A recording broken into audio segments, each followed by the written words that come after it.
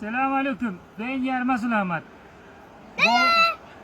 Bugünkü işimiz armut kakı. Armut kakı nasıl yapılır diye sorarsanız şöyle bıçağı eline alacaksın.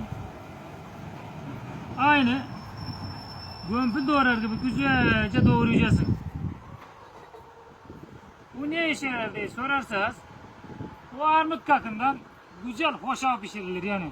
İçine biraz da ekin eriği kurusu koyduğun zaman kışın gönül rahatlığıyla zobacının kenarına oturduğunda bağımınla, cevizinle, kakınla güzel bir akşam kırıntısı olur yani.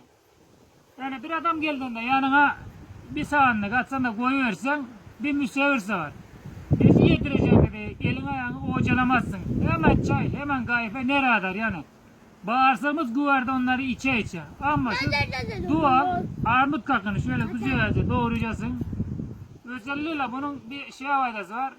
Bağırsaklarda, kabızda çok aşırı şekilde faydalı. Bunu herkese tavsiye ederiz.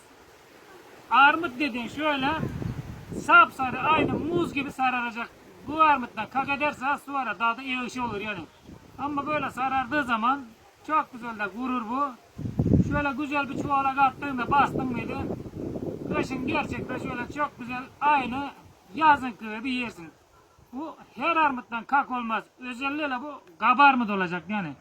Unutmayın, kabarmut kakı yarması da.